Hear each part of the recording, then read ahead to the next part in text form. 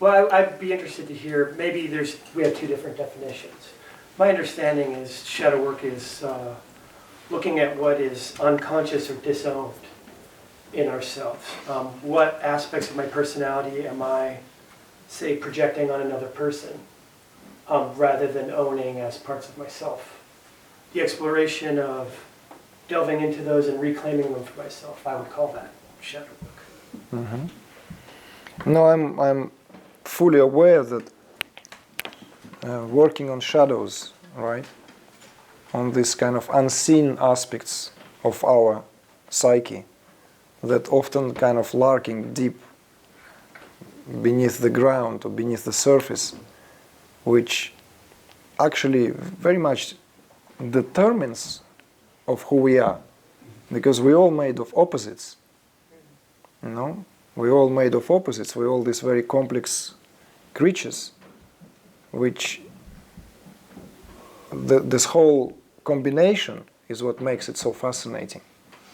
And the way whole systems and whole philosophical, what have psychological systems evolved and developed around that understanding.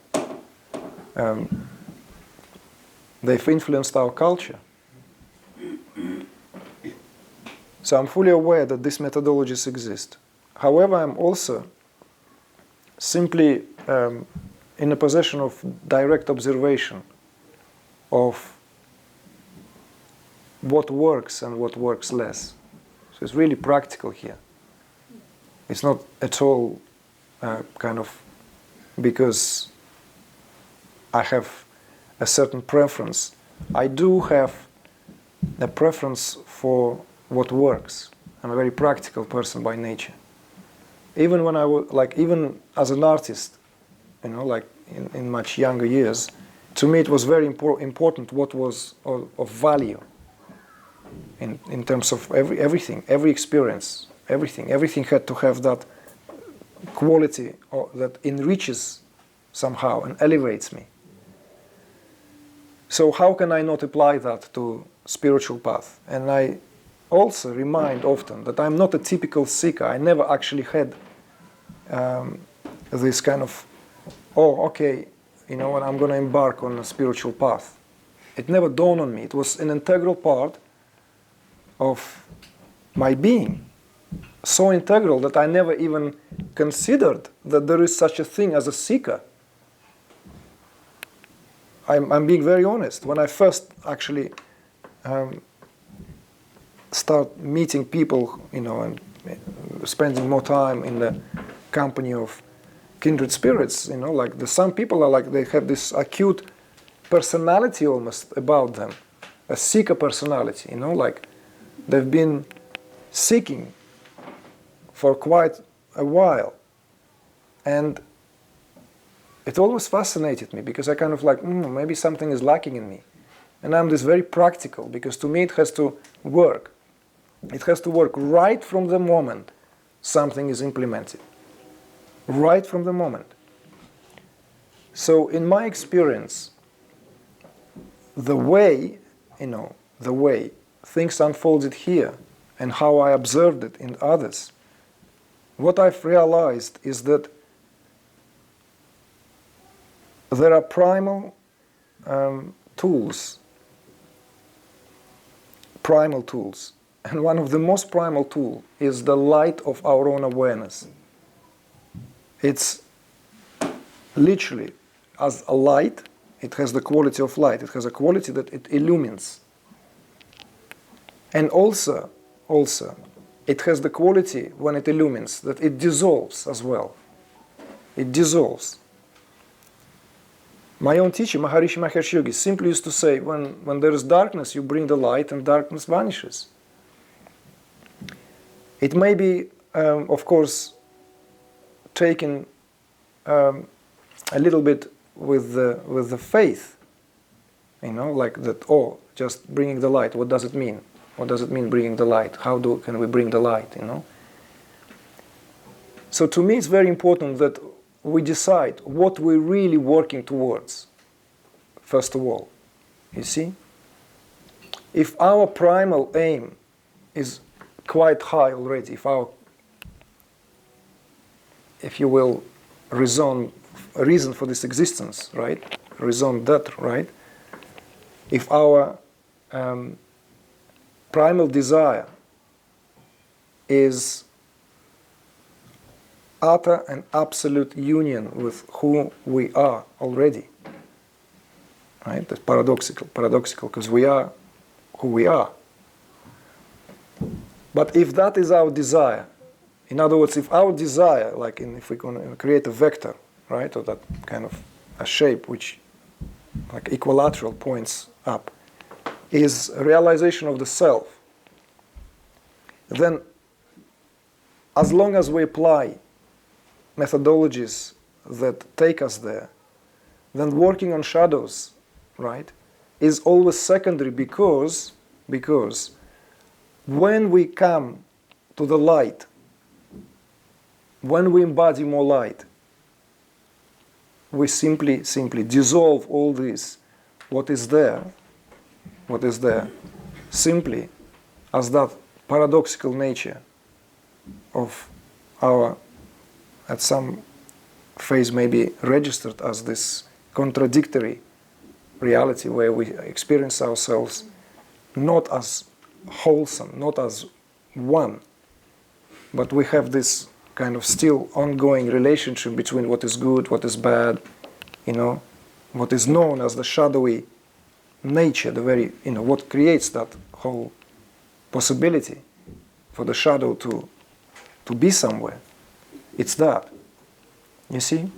And when I've witnessed and I've encountered people who have been working with precise that methodologies, it seems to me that it's like a kind of a long detour, if you will. A long detour. Fine.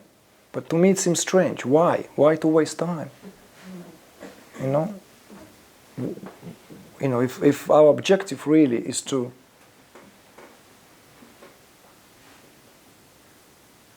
enjoy this right now, here and now, why do we choose to go through the detour? So this is just half the story. But there is something else. And that is that our attention is a tool, and a very powerful tool. Our attention, because attention is a primary force of awareness. Wherever our attention goes, a tremendous amount of energy goes there. And we multiply the quality of that where our attention goes to. So if our attention goes to certain aspects of our personality or our psyche that we are not happy with or do not like about ourselves, there is this possibility that we actually going around the circles, to say the least, because we actually inadvertently enlivening that quality. Enlivening that quality because we are bringing our attention to it. And it's such subtle topic because it may seem, what do I do? Put a blind eye? There's something blatant obvious about a quality that I do not like about myself. My suggestion would be simply go to a direct route.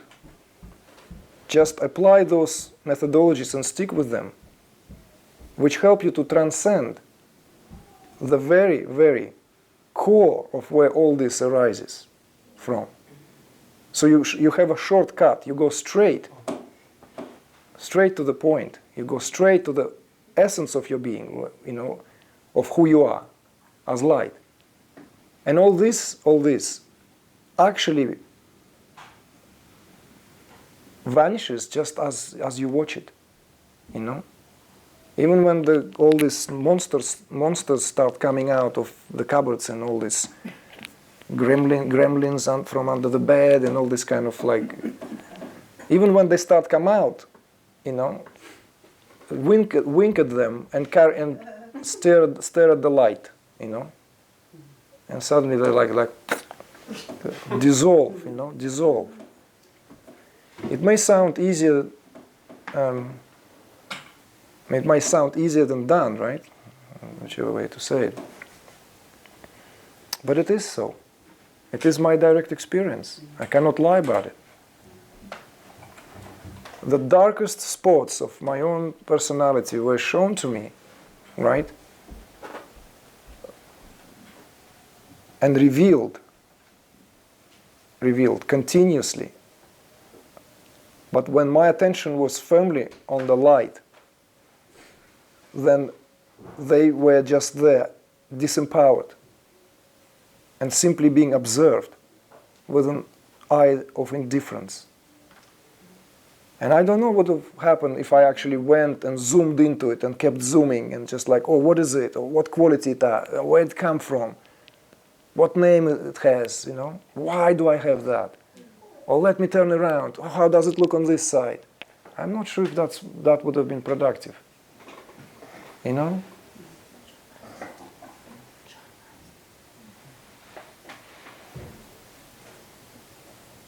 A common theme that relates to releasing the shadow is the idea that human beings, because of their heredity and environment, which includes culture, language, etc., have patterns which are not life-supporting and particularly not supporting of the kind of transformations that you're advocating.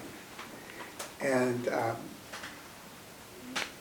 it would be wonderful if these patterns could simply be released so that people could get rid of all their bad habits or their hang-ups or their fears. I'm not sure that just going for the light, except for exceptional people who are getting an awful lot of light, is going to work. I think maybe there does have to be, not necessarily focusing on the darkness, but some effort at self-transformation, some process of breaking down certain impediments or blockages or habitual tendencies that... Sure. Well, why don't we then... I don't disagree with you. But I want us to also understand what is really working with light as well, so we don't just take it for granted. And why don't we introduce, for instance, the very, very well-known yogic terms such as qualities of nature, right? There are qualities of nature with which nature accomplishes all this. You know, they're like, in yogi terminology, they're known as sattva, rajas, and tamas. The gunas, the qualities. Are you familiar with this? Some of you may be familiar with them, right? The gunas of nature, sattva, rajas, and tamas, that's what comprises all this changeability. There cannot be any existence, there cannot be anything in form or even beyond form from the energetic level, beyond the gunas. Gunas structure everything. So even if we apply that understanding, but what are these gunas? This sattva is equilibrium, is that balance, is that light. It's what connects everything together. Rajas is that motion, desire, heat, passion, movement. Necessarily for a lot of processes. But the downside of the rajas is that what creates anger, it creates all this excessive thinking, passion, and ultimately it what creates this sense of dissatisfaction. It's the guna that is primarily responsible for agitation. And then there is tama, or tamas. Tamas is inertia, structure. Tamas is that which is stability also. Without tamaguna, there will be no structure. There will be no moment when all these impulses have the opportunity to create create structure, create even matter structure, right? But the downside of tamaguna is that because it's so viscous and so sticky, right? It creates inertia, dullness, and darkness, and ultimately that's what is known as ignorance as well. So yogic terminology and yogic science has always understood this mutability and interconnectivity and how to work with these energies. So if we embody too much tamas and rajas and very little sattva, then obviously that would constitute, for what you were saying earlier, it will manifest in forms of all these traits of character which are not conducive for life and freedom. Because we become subjected to that, which is inertia, dullness, which creates laziness, which creates that opaque vision. We cannot see things for what they are. We only see the appearance. That's the very, very definition of domination of tamaguna. We only see physical side of reality and fail to perceive its subtler aspects.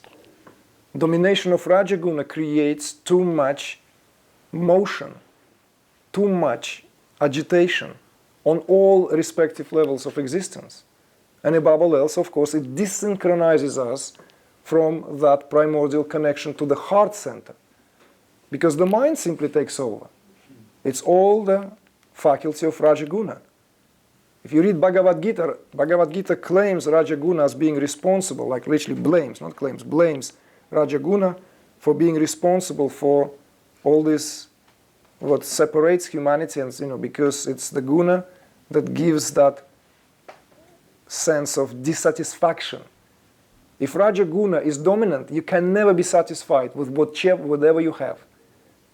One Porsche or 10 Porsches, one house or 10 houses, one relationship or 10 relationships, it's always not enough, because rajaguna it's the quality of rajaguna. Sattva guna, on the other hand, is when we're simply enough with whatever we have. It's the light itself. It's the closest, they say, to Brahman. Although it's still a guna, right? It's still an aspect, an inherent aspect of the way nature creates. So we cannot say that that's pure enough. But at least a quality, the primal quality of sattva, is that it connects us to the sense of balance, equilibrium. It's equilibrium itself. And this is why even the most radical teachers of most direct path, like someone like Ramana Maharshi, if their questions were asked, he would say everything is important. What you eat is important, because everything you ingest on whatever level would carry qualities. Because everything is embedded with these qualities, absolutely everything. There's nothing in the universe that does not embody these qualities. And the way these qualities are being embodied is in proportion. And of course, the ancient civilizations knew this to a minute detail. What is full of rajas, what is full of tamas, and what is full of sattva. And how to balance this energy. So this is in relation to, but it's not about shadows and giving shadows its own existence and we can spend a lifetime analyzing these qualities that we want to get rid of, right? Or we want to alleviate from our life. But in fact, all we need to do is to simply create the predisposition where we will be able to see through them and they no longer have a sway over us. That's what I mean working with light. Working with light is not sitting and staring at the lamp or sunbathing in the park, just pulling your leg, but you know what I mean. In other words, let us remember that, see no evil, hear no evil, speak no evil still has its place. And it's still as valid and as important. This is precisely the deeper meaning of these sayings. What we do, we refuse to give the saptarishis, right, these doors of apertures, any possibility to be polluted. It's a very different understanding. Maybe it's required a certain radical leap on our part, that to understand that we are divine, that our essence, our nature is divine, and that alone will create a certain energetic current in the body, where all this, what we considered ourselves as a muck, as what we don't like, will simply either settle down or float on the surface and then could be skimmed off. You see? But our quality, the core of our identity is divine. Literally, divine. I'm saying that to you. It's you are divine as you are. Not just good or not so good or getting better. Divine, no less. That realization is fundamental to your spiritual progress. Not just say, I'm consciousness, because that requires also understanding, profound understanding and refinement of intellect to really understand what consciousness is. You see? Consciousness is too detached a word, too detached a concept. It's too cold, if you see what I mean. Too intellectual, too rational. But divine, it has that feminine quality to it. It has that, yes, it has that feminine quality to it, energetic feminine quality, which, when you connect to that and recognize that, then it simply dispels the darkness. And don't worry that you're going to be swelled, like, oh, I'm divine, I'm divine. Indeed, I'm divine. Worship me, I'm divine. You know? Come on, you know? Well, not far from reality. Rumi exclaimed, let us remember what Rumi has exclaimed. He said, once you realize the glory of yourself, you'll become an idol of your own self. And here, there's no separation drawn of what is self, what is non-self. You see, everything is divine. The self is all. It contains everything. So this is a very important realization. And I do my best to clarify on each and every occasion, because there are a lot of methodologies. And yes, maybe I'll have to step on some toes, on some feet of other people's territory and teachings, you know, because maybe the whole teachings are based on that. And I've met people who have been doing this work, like shadow work, that kind of work, right, for 15 years, for 20 years, and they're still there. And I want to say to them, sit with me for 2 days, for 1 full day, and you will see yourself as light and experience it directly. And then go and make up your mind. And then decide for yourself. You see? Because once we are given the chance to see and to connect to that, which is always there, always, in that exchange of glances, it's already there, it's empowered by that. It cannot be otherwise. Everything, every faculty is empowered by that light. Empowered by that light. No other light. There's no other agency out there. There's no other agent. Things just fall into perspective on their own, and quite beautifully as well.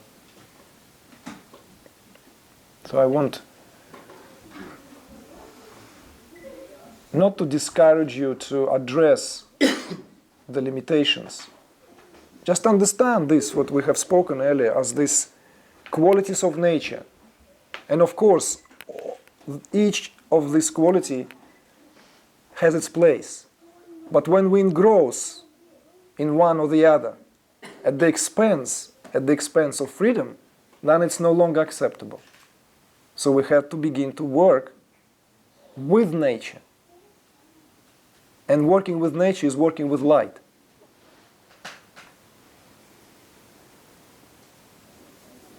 So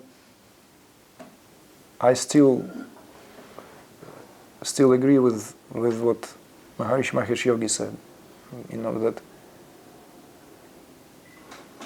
the true spiritual revelations were always that. We bring the light and let the light do the work. Okay? Whatever temptation arises, and sometimes people ask me I work with people who have been subjected to very powerful, energetic, like whatever you call it, abductions, obsessions, like the kind of possessions, where they feel like they no longer know who they are, they're like completely being held by someone. Just by understanding that none of these entities have authority of their own outside of the light itself, they're only reflective shadows that are being thrown around, and sticking with the light does marvels. Literally does marvels. But as soon as we kind of like, give reality to any of this, right, then we immediately become collaborators without even knowing. We're collaborating in that process. Cooperating and collaborating. You see? I'm fully aware of all these conspiracy theories and everything, and fully aware of the stuff. People ask me about what do I think about David Icke. My response to that is, what is the aftertaste? Ask yourself, what do you feel? What's the aftertaste? If the aftertaste is heaviness and feeling of kind of like, he's trying to expose, right? He does his best trying to expose the darker side of humanity, the darker side of the universe. But what is my feeling and aftertaste when I'm exposed to this? If I don't feel elevated, if I don't feel free in my bed, if I don't feel bigger, if I don't feel happy, if I don't feel more divine, then I don't want this. And I say that people just recognize that. Very quickly, in the name of serving some great purpose, we can start actually feeding these monsters. But light will prevail. It always prevails. As we speak now, it prevails. It shines bright. It shines in my heart, and I know it. In me, the universe is already saved, fully. Saved, completely. And I know that that is a reality of existence. So my only job is to show it to you so that you recognize it in yourself, and that's all. There's no other job I have here. See it and recognize it from your vantage point. What shadows?